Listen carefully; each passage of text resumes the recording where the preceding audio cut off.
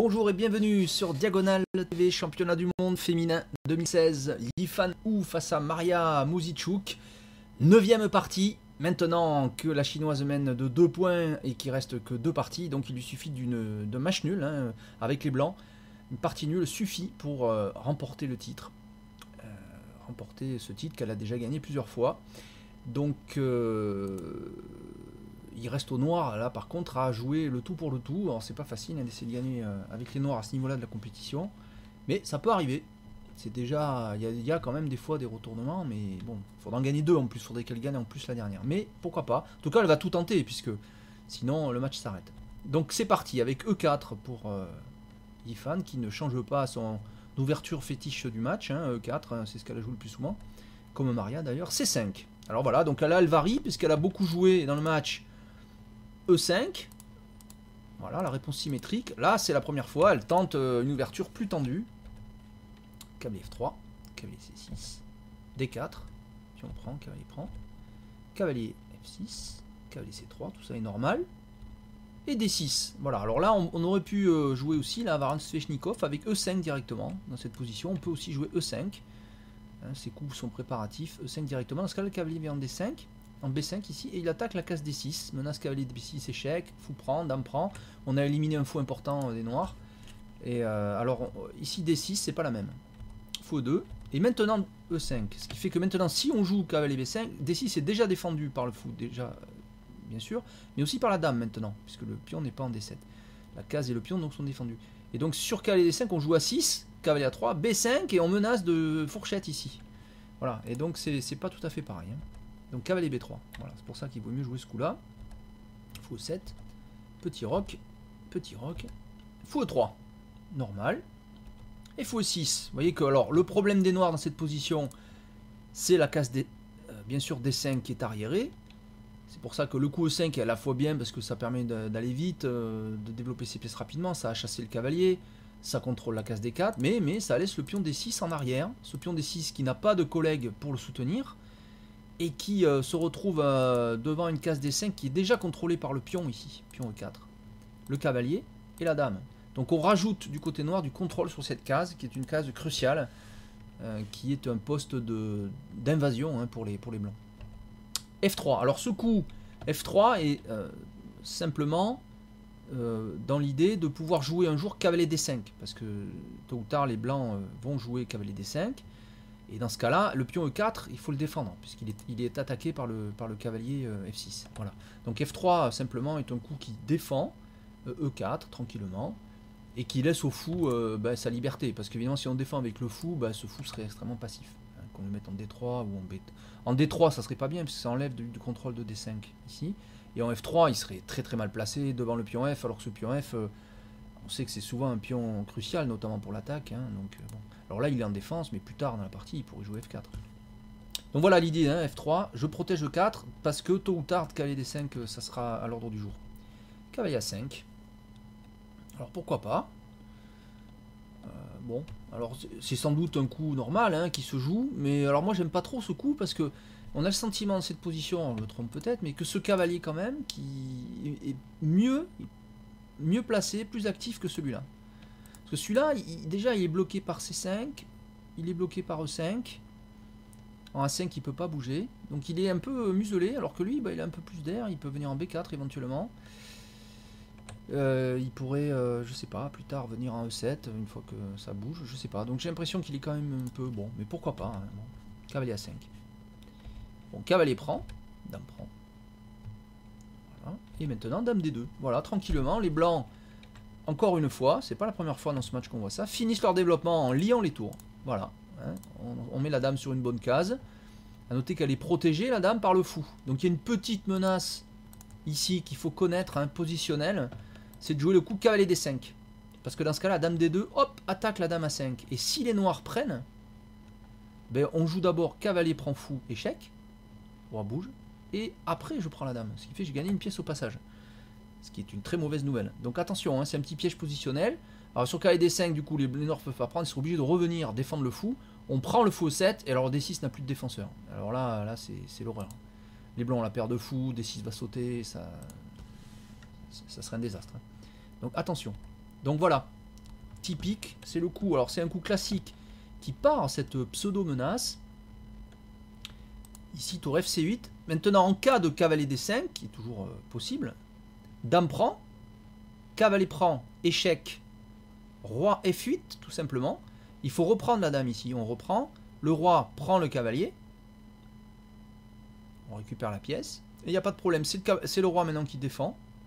Le pion D6. Les noirs en plus attaquent le pion C2. Il n'y a pas de problème. Ils s'en sortent très bien. Ils ont une bonne partie. Donc ça marche pas ici, hein, cette combine.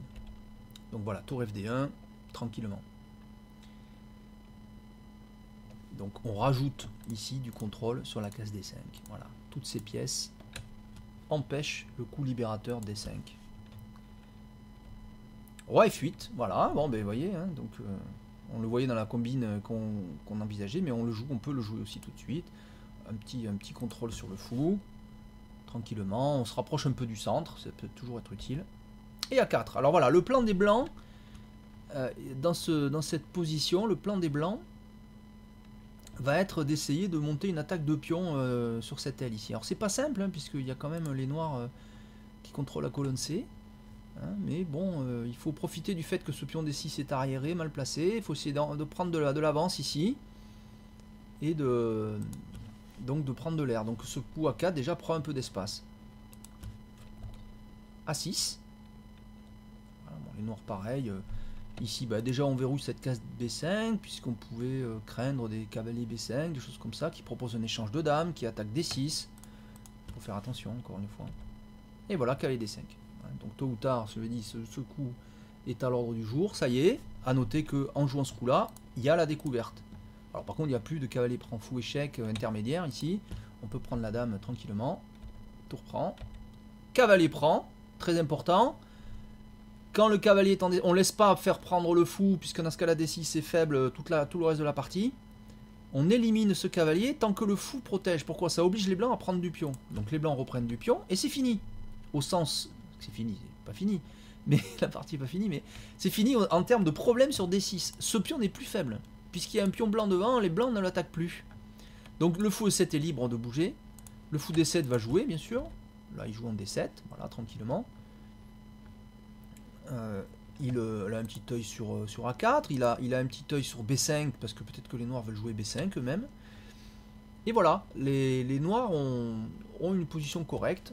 Alors bien, ils n'ont aucun avantage. Hein. Pour gagner, ça va être plus dur. Un petit rhume, là. Donc là c'est parti, A5. Classique. Le coup A5 empêche définitivement B5. On prendra un B6 en passant. À noter que B6 est contrôlé aussi par le fou E3. Et donc ça serait un très mauvais coup. Fou B5. Propose l'échange de fou. Et voilà, même idée. Roi F8, regardez, roi F1. Tac. Pourquoi? Parce qu'en cas d'échange des noirs, eh bien je gagne du temps, je ramène le roi. Plutôt que d'aller prendre en B5 qui ramènerait un pion vers le centre, qui empêcherait les blancs à jamais de jouer C4 puisque le pion B5 contrôlerait case C4, qui en plus permet aux noirs d'attaquer A5. Bon bref, ça serait pas bon de prendre, non, simplement on ramène ici et on va menacer de jouer des plans à base de B3, C4, le fou va être chassé, à moins qu'il s'échange avant, mais s'il s'échange avant, j'ai ramené le roi vers le centre. F5. Alors les noirs... Maintenant, eux, ils ont une majorité de pions. Autant les blancs ici, regardez, ils ont 1, 2, 3, 4 pions contre 3. Majorité, donc d'où l'idée d'attaquer de ce côté-là. Et alors que de l'autre côté, les noirs ont 1, 2, 3, 4 pions aussi contre 3. Voilà, donc l'idée des noirs, c'est de mettre en mouvement leur majorité de pions noirs à l'aile roi. C3. Tranquillement, on se presse pas. Alors si les blancs avaient joué un coup comme B3 pour menacer C4, je suis pas sûr, mais probablement qu'un coup comme tour C3 est bloquant. Attaque le fou et on peut pas venir attaquer la tour. Et là ça bloque le pion C2, c'est ça le problème. Ça bloque le pion C2. Donc quand on va doubler les tours, on va vraiment attaquer C2 et les noirs ont l'initiative. Donc ça c'est pas bon. Hein. Ça serait pas une bonne nouvelle hein, pour les blancs. Donc regardez comme elle est prudente, du coup, Yifan, elle joue d'abord C3, elle va protéger C3, et c'est une fois que C3 sera protégé qu'elle jouera B3, puis C4. Vous allez voir sa manœuvre, c'est très joli. G5, alors même idée, hein, les noirs ils y vont, il n'y a pas d'autre plan pour les noirs. Hein. Et je vous rappelle qu'ils doivent gagner là, on est en championnat du monde, 9ème partie, on est mené de 2 points, il faut absolument gagner. Donc de toute façon il faut jouer actif. C'est à la limite, les coups sont presque forcés. Hein. Et là tour C2, vous voyez comme c'est patient mais tranquille. Tour C2, je protège C3. Et maintenant je vais pouvoir jouer B3, C4 et je crains pas la manœuvre tour C3. Alors les noirs auraient pu aussi peut-être jouer des coups comme tour C7 au lieu de G5. Hein. Si on revient en arrière ici. Peut-être ici un coup comme tour C7 suivi de tour C8. Dans ce cas-là, même si à tour C2 on ne peut pas jouer B3 puisque C3 serait en prise. Bon. Je dis à mon avis ça gêne pas vraiment parce qu'on joue tour C2 quand même. Et après on jouera fou D2 tout simplement. Voilà, fou D2, ça surprotège C3. Ça a l'air lourd de faire ça mais ça marche très bien. On va jouer B3 et une fois qu'on aura joué C4, on sera vraiment tranquille. Bon bref, donc ici G5, tour C2. Très solide. Donc là, après H5, voilà, H5. Donc ça y est. Bon, ben voilà, elle met en avant sa majorité de pions, là, c'est assez clair. Hein. Je crois que là, c'est visuellement très net. Et maintenant, voilà, C4. Hein, voilà, maintenant que la tour... Alors les noirs auraient pu échanger d'abord le fou 2 avant de jouer H5. Ici, là aussi. Peut-être on fait d'abord fou prend E2. Et ensuite on fait H5. Bon. On aurait pu aussi, avec les noirs, activer le roi F7 pour essayer de la rapprocher un peu du centre avant de démarrer. Bon, pourquoi pas. Hein.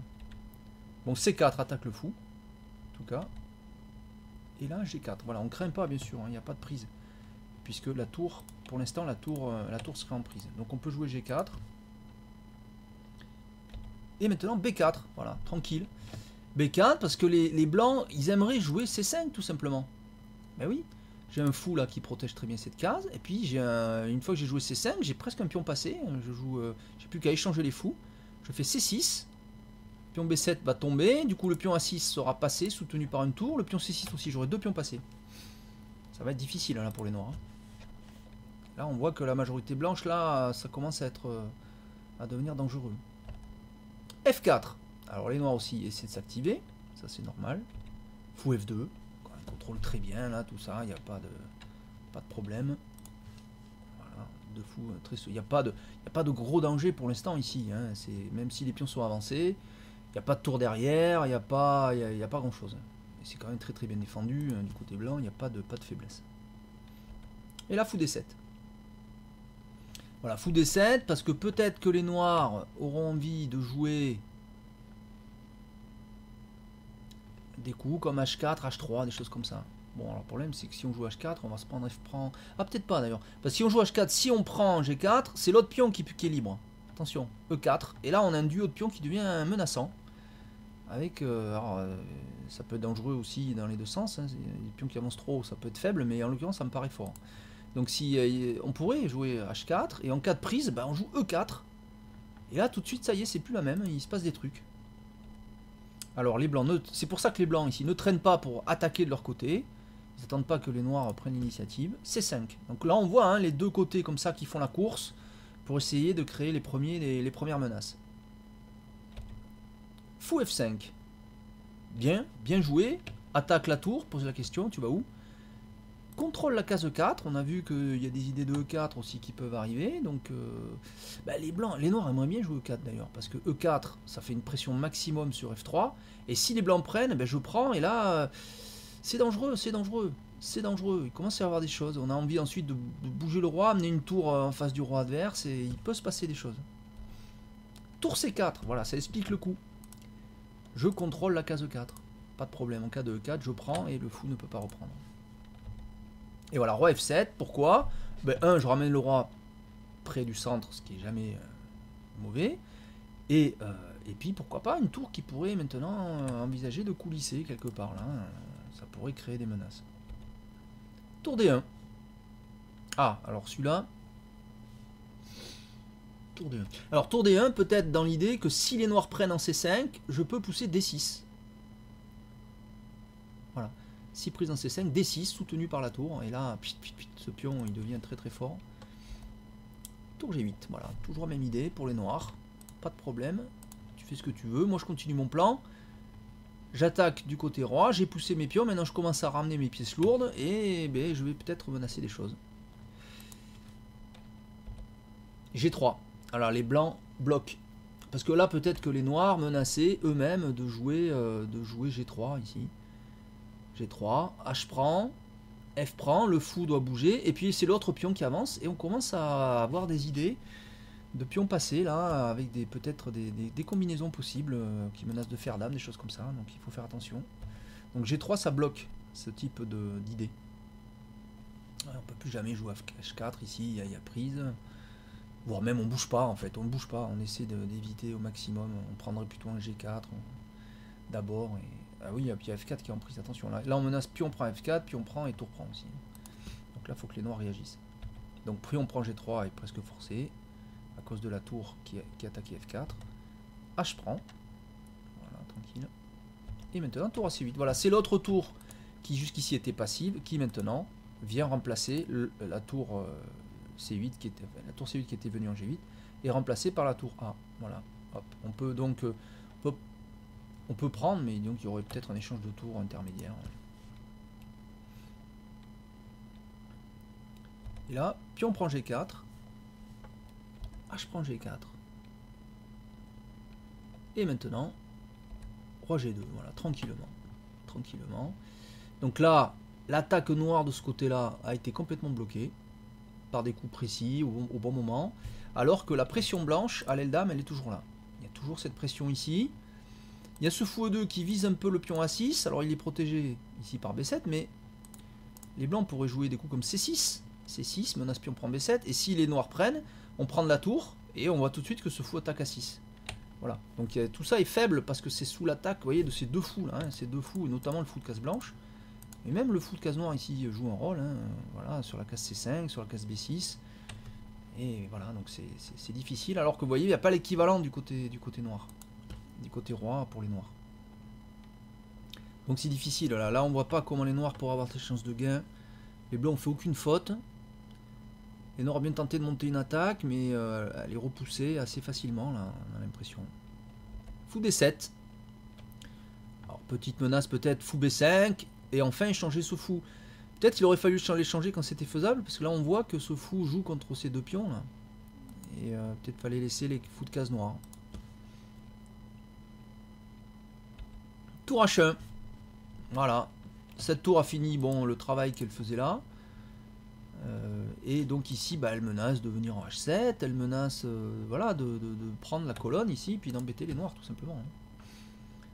Voilà. Tour G7. Logique, j'empêche tout simplement tour H7.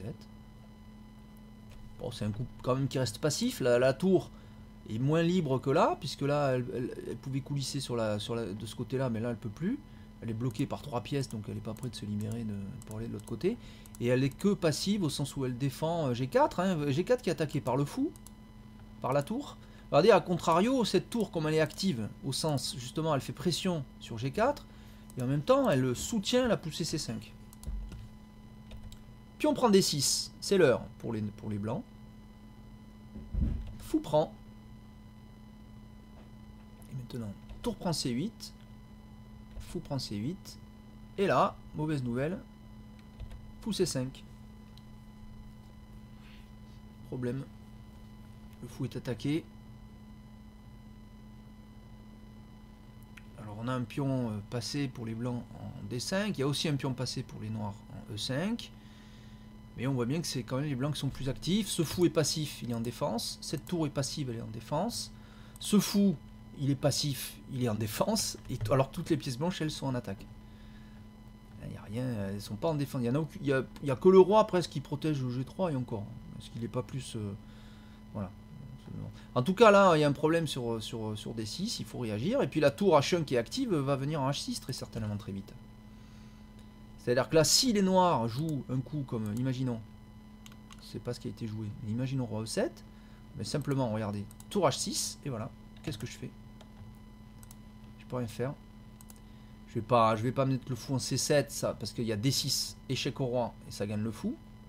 Et s'il va en B8, bah, c'est pas beaucoup mieux, hein. S'il va en B8, bah, il peut pas, d'abord il est cloué, de toute façon il peut pas bouger. Donc je dis n'importe quoi, il peut pas bouger du tout. Et s'il prend, ben là on va avoir deux pions très forts hein, ici en attaque contre le roi. Hein. Donc ici après fou C5, ben les noirs se résolvent à prendre tout de suite. Quitte à prendre, autant empêcher tour H6 quoi. Voilà, puis on prend. Et maintenant, fou F5. Alors là, donc petite menace quand même. C'est une petite combine. Échec, enfilade sur la tour. Et en même temps, échec, je prends le pion D5. Donc on se dit, bah il n'y a pas de solution. Si, il y a une solution. Simplement roi F2. Voilà. Roi F2. Parce que maintenant, si les blancs attaquent la tour et le pion, eh bien, simplement la tour vient en D1 et ça protège très bien. Donc, tour G8 de la part des noirs. Roi E3. Et tour D8. Alors vous voyez comme, malgré l'égalité matérielle, hein, si vous comptez les pions 4 contre 4, ben, on voit à l'œil nu, on a l'impression même que c'est les blancs qui ont un pion de plus. Parce que ce pion E5 qui est le pion qui équilibre le matériel pour les noirs, il fait rien, il menace rien, il est isolé. Alors que ces deux pions, ils sont liés. Vous voyez la force des pions liés. Pions liés, ça veut dire que si l'un avance, il est protégé par l'autre. Donc on peut menacer C6 parfois, on peut menacer D6 pour courir vers dame au bon moment. Voilà, donc c'est beaucoup plus fort. Et qui plus est, le pion B7, il est ce qu'on appelle arriéré. Ce pion B7. Il est en arrière. Et bon, on ne peut pas venir en B1 parce qu'il y a le fou, mais on peut imaginer tour D1, tour D2, et puis un jour tour B2, et il est attaqué. Et on voit bien que ce fou qui est sur case blanche, il aura envie de venir par exemple en G2, et rajouter de la pression là-dessus, c'est bon, c'est dur quoi. C'est très dur. Donc là déjà, hein, on sent là que les carreaux sont cuites hein, pour les noirs. Tour F1, superbe. Clouage. Alors pourquoi elle fait ça? Parce qu'a priori on peut sortir du clouage, bien sûr, on est obligé d'ailleurs. Hein. Roi G6, sort du clouage tout en protégeant le fou. Si on avait joué roi F6, on perdait une pièce. Fou D3. Roi F6, fou D3, le fou est cloué. Si on joue E4, fou prend. Et le fou est toujours cloué. Donc il y aura tour prend échec. Hein. Voilà, donc roi G6 c'est le coup forcé. Alors ce coup éloigne le roi des pions. Donc on fait ce petit coup pour éloigner le roi. Et juste après, hop, tour D1. Donc en fait on aurait pu jouer tour D1 tout de suite, mais le roi aurait été en F7. Mais c'est pas pareil. En F7 il est un peu plus près des pions qu'en G6. Roi G5. Et là, D6. Allez, on y va, c'est l'heure. Hein. Alors, D6, plein de problèmes. 1, ben, je suis pas loin de dame. C'est un premier point. Et 2, j'ouvre aussi cette grande diagonale là. Qui tape sur B7. Si B7 tombe, A6 va tomber aussi. Donc ce fou, il va se régaler là. Il suffit juste qu'il arrive à trouver sa bonne case. Alors F1, G2. Ouf, dur. Vous voyez. Donc là, les noirs tentent un dernier truc. Tour H8. Pour essayer de créer une invasion côté roi, là, de menacer des choses. Pas de problème, regardez. Yifan calcule. Et elle a joué assez vite ces coups-là, d'ailleurs. Hein. J'ai pu voir cette fin en direct. Et elle jouait avec une facilité, une rapidité, alors qu'il lui reste 30 minutes à la pendule. Donc elle joue D7. Voilà. Menace de faire dame. Mais on se dit, ouh, mais c'est un problème, parce que je reviens en D8, il est perdu le pion. Ouais, il est perdu, mais regardez. Tour D8. Forcé, hein, sinon c'est dame. Hein. Et là, boum, C6, sacrifice de pion, superbe. Ça c'est joli, c'est un joli coup. Parce que pion prend, est forcé. Alors, regardez, parce que là, bon, ben, on peut pas prendre D7, c'est protégé. Et si on fait rien, il va y avoir C7 et il y aura dame. Hein, voilà, donc ça va être pénible. Voire même, on peut aussi prendre en B7, enfin c'est l'horreur. C6, donc pion prend, et là, hop, fou prend. Donc là, si la tour bouge, c'est dame. Et si la tour bouge pas, il va y avoir fou B7. Et maintenant, on ne peut pas empêcher le pion A de venir dame.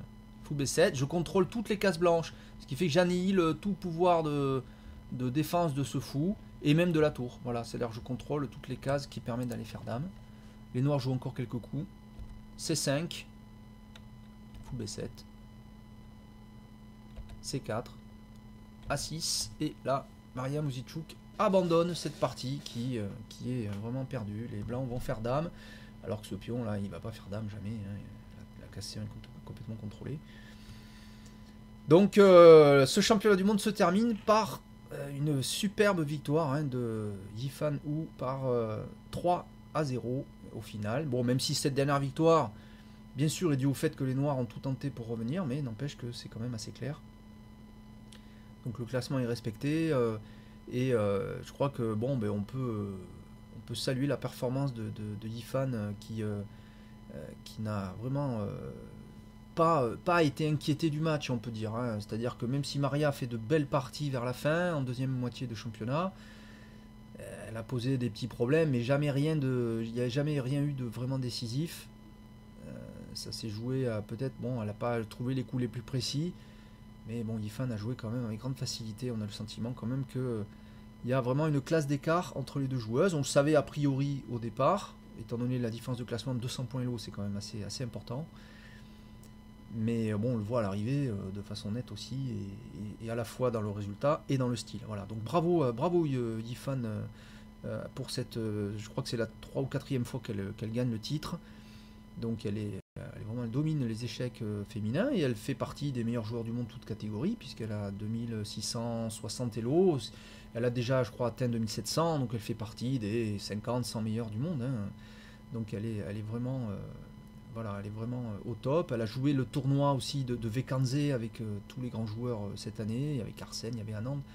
Il n'y avait pas Anand, je crois pas, non, mais il y avait Carsen, il y avait du monde, il y avait Anigiri. Bon, voilà. Donc elle a fait aussi un tournoi bon, difficile, là par contre. Elle a terminé un peu dans les choux, mais elle a fait de belles parties avec des joueurs de top niveau mondial. Et elle a encore de quoi progresser, elle est jeune.